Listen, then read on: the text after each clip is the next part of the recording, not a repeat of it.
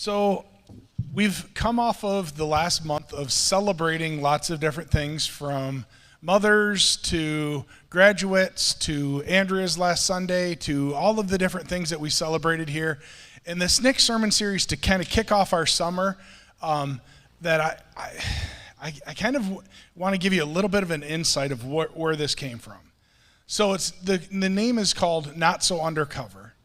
And the idea being that you've heard me share, one of my good friends, Rich Williams, he struggled, he was a youth pastor for years. I knew him, we were both youth pastors in Midland, and after I kind of watched his struggle, and he preached one of the Sundays here at one church, and he shared with you guys a little bit of his struggles. And the struggle was that he found himself struggling to tell people about the love of Jesus Christ as a youth pastor. And I was like, you need to tell me more. Like, what? And he goes, it just becomes so easy and people expect it from me. So I feel like I have to have this expectation. So he ended up transitioning out of ministry into the real world, right? And after about a month, I met with him and I said, how's it going? And his first thing, he just lit up and he said, I love it. And he goes, I've gotten more chances to tell people about Jesus Christ in the last month than I did all of those years of ministry. And I thought, how fitting is that, right? Like, and I didn't really understand it, and I see that now. Like, most of you know, right? Like, I spent most of my life, a lot of my adult life, not working in a church, being in the school, different jobs, different things. And it was easier because it just came up naturally when people got to see that I was a Christian. Then when you become a pastor or a youth pastor, like, it becomes this expectation.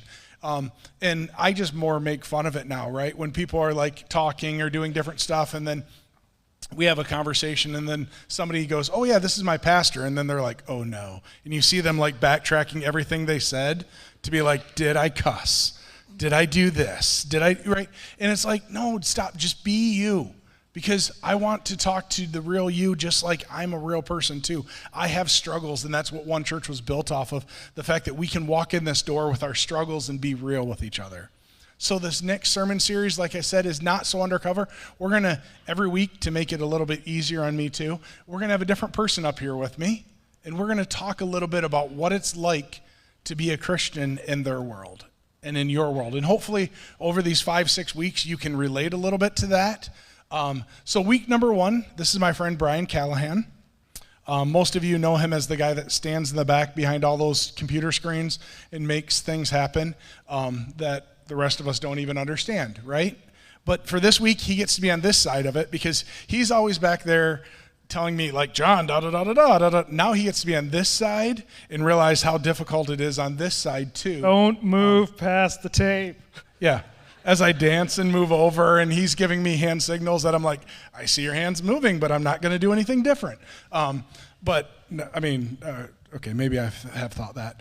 But we'll continue on. So first of all, Brian, please tell everybody, describe who you are to them. Thanks, John. So first of all, I don't know who is intimidated by you, but if anybody is intimidated by you, I have plenty of stories to say why they shouldn't be. But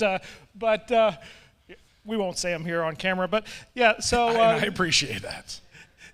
Thanks for the introduction. So I am an engineer, so many of you know me as an engineer, and so you asked a little bit, and I think you're going to ask each of the people that come up to describe a little bit about who you are. So I am a father of 3, one that just graduated in the gym because of all the rain on Thursday, and then 2 in college. But I'm an engineer, so that means I'm curious, I'm a maker, I'm a tinkerer. I like to understand how things work, and I do a lot of reading and actually listening. I do the audiobooks and that kind of thing. But my kind of reading, the audio reading.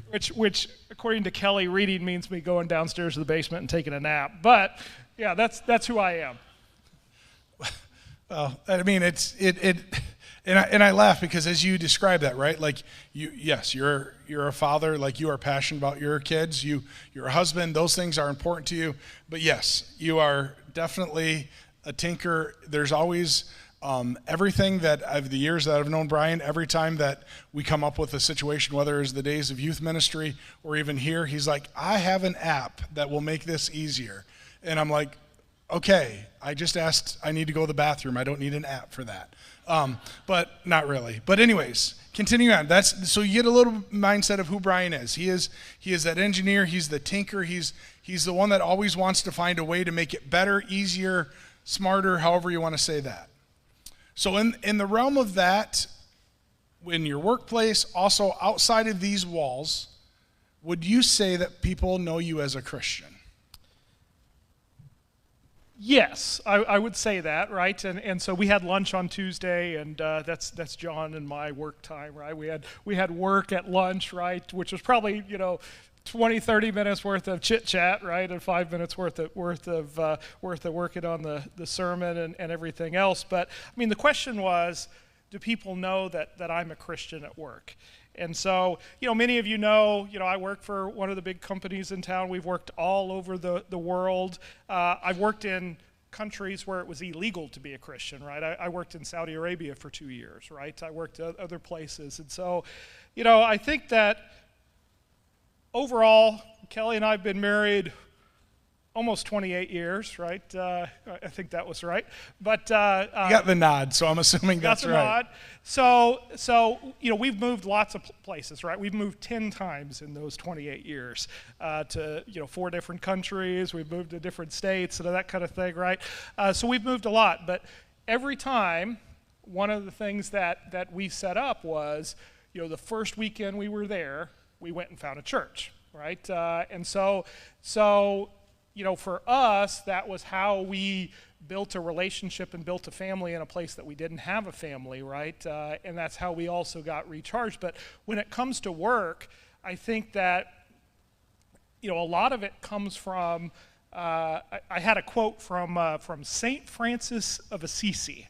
And so this is St. Francis of Assisi that you see up on the screen here. So he was around in the 1181 to, I can't read that with my 1220 something, right? So a long time ago. But one of the things that he said, John and I, when we were eating, right, we both thought this might have actually been in the Bible, but found out it's not, right? It's a quote from St. Francis of Assisi, but it says, "Preach the gospel at all times, and when necessary, use words."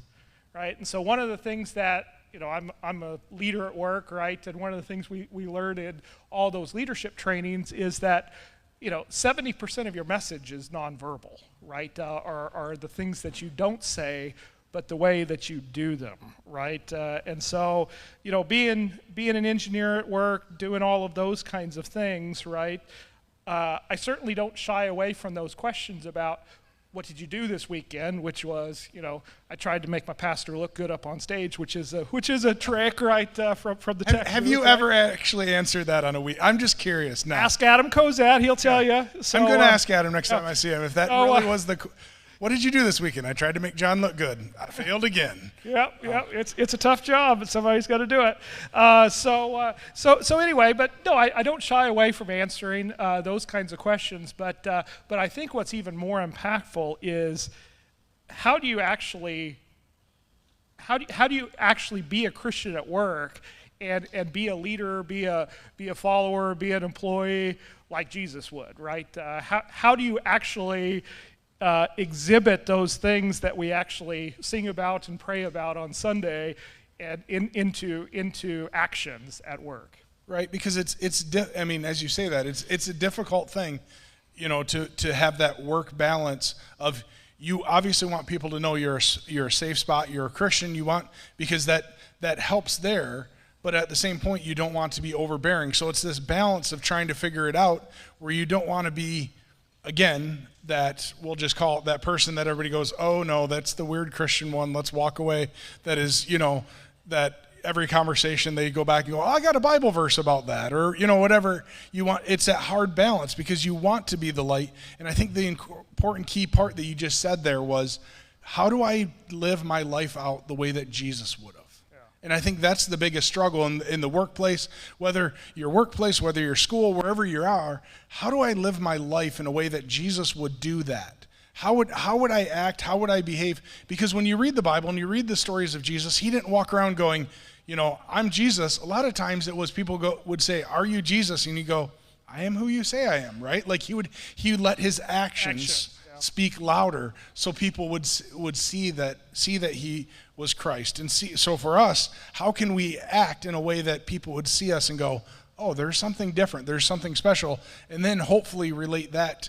Because let's be honest, the struggle is, and I hate it so much, it's one of the things that I wish I could take away, is there are so many, and I even hate saying this up here, there's so many Christians out there that are doing damage, that are doing stuff that with their words, and we have to counter that with our actions. We have to show people what truly being a Christian is, because those people that are using those words to slander, or using those words to speak on the name of Jesus and say, well, you're going to hell for this, or you're doing this, you're doing that wrong, instead of walking beside and being Christ-like, that's such a struggle. Yeah. So, no, I mean, I think that's the part that we move to, and I guess I just want to share a little bit of your heart, and what struggles or successes have you experienced in living out your faith? Yeah, so when we were having lunch on Tuesday, right, we were talking about that, I think that, and I think this is a common thing, that we have more struggles, I have more struggles than successes, right? But I think, the struggles that I have, slave to being busy, right?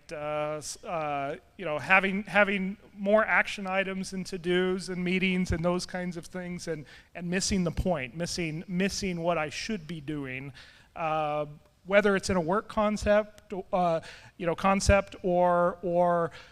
in being that minister in the mission field, right, of being at work too, right, listening to my colleagues and friends and folks, but. I think it's really that struggle of more stumbles than successes. But you had asked me to come up with a couple verses and as well on that one, right? Yeah. And as we tie in, I want to say that because as you're saying, just if we can pause quick here, as you're saying the struggles versus success, I want you to understand that that's part of the battle of being a Christian. I just want to touch real quick on that, if that's okay. The struggle that I see for myself and I see for so many people is we land on all of the things, the failures that we have, instead of truly looking at those successes. Because really, as a Christian, we kind of have this in the back of our mind, and for myself, it's one of the same things. When anything goes right, we give God the credit. When anything goes right in our life, when anything goes right at work, when we have those successes, we're like, God, everything is great.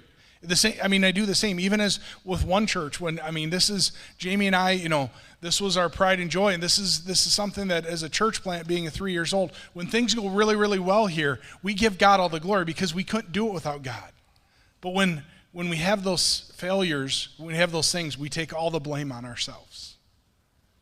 And part of that is that balance that we have to find a way to get over that, and we have to find a way to speak truth and speak the honest into us, and to realize those successes that we see and celebrate those things over and over. And even as a church board, I share with our church board here all the time, is we need to celebrate those successes, because it's too easy to get caught into those failures and just go, all I'm doing is failing.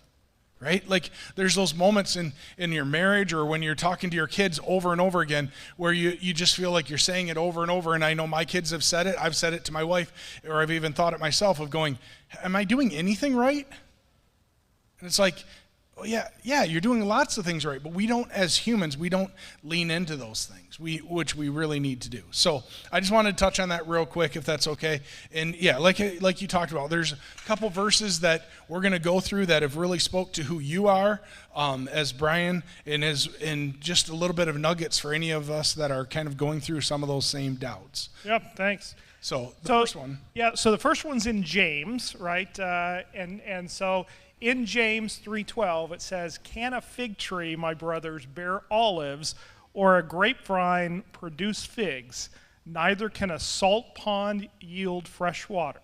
And so when I read that, I think of this picture that's going to come up next here, and it's really about watching the language, not just the language, but the actions at at work, in the workplace, out out in the community and otherwise. There's this crazy quote, and John and I both talked about it at lunch the other day. Do you kiss your mother with that mouth, right? That's really a strange phrase, but I was actually... Of course you did. I'm just laughing because, of course, you had to Google and research and find out where that quote even came from. I did, and it's in a lot of movies. There is a movie quote database out on the internet, right? And evidently Mike Myers likes it a lot because it was in Wayne's World, it was in Austin Powers, right? Anything Mike Myers made, he probably threw it in. Do you kiss your mother with that mouth? Probably did it with some sort of British accent too. Yeah, in one of right. his I'm not going to try accents, right? We're not as good as that already this morning. But really, it's how do you control your actions and your emotions and from a standpoint of trying to be as close as I humanly can to Christ at work, right? We never saw Christ using foul language, right? We saw him really. He wasn't meek, he wasn't weak, but he did exhibit the love, joy, peace, patience, kindness, goodness, faithfulness, gentleness, and self-control, right, that is the fruit of the Spirit. And how do you exhibit that at work? For sure. And if you think of, it wasn't just like you said, it's not just the foul language, it's not just that. It's also watching your mouth on those things that be said. I think of so many times in the Bible, when you look at how Jesus reacted, he oftentimes kept words to himself. He oftentimes chose his words very, very wisely to make sure that what he was saying, because so many times he was it was a trap, right? Like Pharisees, whoever was trying to trap him into using his words against him. And I know for myself, Jamie reminds me all the time, sometimes you just have to shut up. Because, right, like your words, like you try to say stuff, you try to come up with whatever words, and you try to over-explain the fact that you're over-explaining something. And sometimes you just have to stop and let your actions do that and understand that your mouth, the words that you say, are so important. And I know for a handful of us that for the men's breakfast a few weeks ago, Rod did an entire devotion about the fact that the tongue is the most powerful weapon there is in the world, right? The tongue can start wars. It can do so many things. We have to watch our mouth. We have to watch those words because it's so important, because we don't want our words, again, to get in the way of people seeing us as a Christian and seeing Christ through us. Yeah. So the next one that we talked about is in Luke. So starting with Luke 8:22. So it says, one day Jesus said to his disciples, "Let us go over to the other side of the lake." So they got into a boat and set out. As they sailed, he fell asleep. A squall came down on the lake so that the boat was being swamped, and they were in great danger. The disciples went and woke him, saying, "Master, Master, we're going to drown." He got up and rebuked the wind and the raging waters. The storm subsided and all was calm. "Where is your faith?" he asked his disciples. In fear and amazement, they asked one another, "Who is this? He commands even the winds and the waters, and they obey him." So the reason I picked that one is, at work, at any workplace, right, there's always a crisis, right? And so some are big, some are small, some are made up, right? Some are, there's all kinds of crises, right? But a phrase that we've instilled, at least in my team and my group, is how can we radically spread calm? How can we radically spread calm in a situation? And again, I think that's, one of those ways that, if people are looking for somebody that's a Christian, is that a Christian has that faith in the power, not just of themselves, right, but the power that they get from Christ to weather the storm, to work through the storm. And if we're always running around and creating more entropy, right, creating more busyness, right, and not being that calm of the storm, right, we're really not reflecting who he is in us. True, right? And the entire idea, the crisis, when a crisis happens, when whether it's your workplace or whether your family, whatever, you look for that calm part. And I love the way that you put that of how can we rapidly spread the calm? How can we, when things are going so awry, How can I rapidly let people know, hey, it's going to be okay? How can we be that peace? How can we be that Christ has called us to do? Right? You've probably all heard the quote before about, when a crisis happens, look for the person that's running towards the crisis, not the people running away from it when a fire. For me, I'm a Seinfeld fan, and I laugh still. I saw it last week on a rerun of George Costanza when there's like the little kid fire happening. Anybody seen that one? And George is pushing little kids out of the way to get out of the way for the fire, and everybody calls him a hero. And they find out later he was like shoving kids to the ground to get out of the fire. You're looking for the person that's calm, the person that's in the middle of that. And that's, to be honest, of all of the things that Brian and I talked about, I think that's the way that you can show Christ the most in my head. When things go completely awry and you can be the calm for somebody. When you can be that. And I know for myself as part of being a pastor and whether I'm good or bad at it, but that's one of the things I want to be. When somebody calls and so-and-so's in the hospital, I want to go and I want to be that calm for them. And I know it's not easy. It's not easy for myself, but it's because other people did that for me during my crisis. They came running and they were there when things were going, sideways. When things were, all of the different things, no matter what the crisis is, and I love how you put it, whether it's made up or real or whatever, right? And for us in this community, a lot of us experienced a lot during the floods. And we saw that crisis. And it's amazing the moments that you see the calm that comes in. And I've shared this story before. I remember we had 2 homes at the time that were both flooded, and I remember just being completely overwhelmed and getting down to our basement, and Brian and his family was there to help pump out the water and having a pump go all night, and we got water out. And then the next morning, hearing the water sensors going off that there was water in our basement, I'm like, yeah, you're right. You think it was like 7 feet, right? So that calm, and I'm in that complete crisis of what am I going to do? And I'm sitting there in the basement just crying, going, God, what? Like looking around at everything, and the house had we just had an offer on the house. What are we going to do?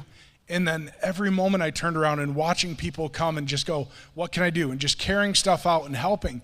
And then I will always tease Coom I had an old science marble table, and I'm like, I don't even know how I'm getting this out of the basement. And in comes Coom, who played D1 college football, and he just grabs it because it broke in 2 pieces and carries it out like a twig. And I'm like, okay, God, I guess I have a human bulldozer carrying stuff out right now, or crane, right? Like you have those moments where you just take that in the middle of the crisis and you see that. And I saw Christ in the middle of that by the people that helped in my crisis. So I want to be that same. How can I rapidly spread calm and say, it's going to be okay? And if it's not okay right now, I'm going to sit beside you until it is okay.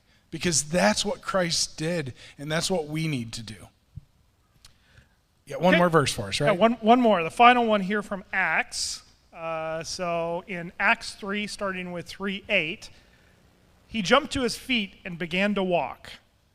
Then he went with them into the temple courts, walking and jumping and praising God. When all the people saw him walking and praising God, they recognized him as the same man who used to sit begging at the temple gate called Beautiful. And they were filled with wonder and amazement at what had happened to him. And so in this one, let's go to the picture on the next page here. So this is where Peter and John were in the temple, and through talking and praying with the man at the gate, right? He jumped up and walked, and all of the leaders, everybody else around there, were surprised, and some were even giving Peter and John the credit. Right, and of course they said it's not through us, it's through the God that gave us this power, right? And so, what really brought that to mind to me, and one of the things that I think that Christian leaders should be doing in a workplace is having a culture and having an organization really just exhibiting themselves on give credit, don't take credit. And that's what Peter and John did in that case, right? They could have said, oh yeah, it was because of us that this crippled man walked and was jumping around and that kind of thing. But, there's a lot of leaders out there, and John and I talked about that, who are really trying to maximize that credit versus work ratio. You know what I'm talking about, right? The ones that do a little bit and take a lot of credit, right? When we should be inverting that, right? But I mean, little quiz here. You don't have to raise your hands, right? But don't you know who's actually doing the work, right? The person that's out there taking all the credit, that's really maximizing that credit versus work ratio, right? Yet you know who spent all of the hours doing that, right? And it's usually somebody else. And everybody knows who did it anyway, right? And for our standpoint, right, Christ did that for us, right? And he's the one giving us that power.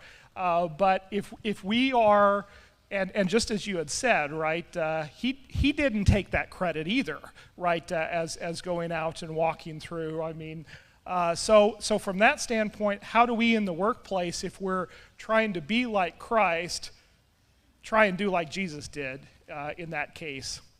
And that's the key is as Brian said, you see it over and over again. You see those things, and we all know, and we've seen those people that talk about all the things they do, and you're like, not really. But instead, to be the one that doesn't want the credit, that continually says we, uses the word we instead of what I did.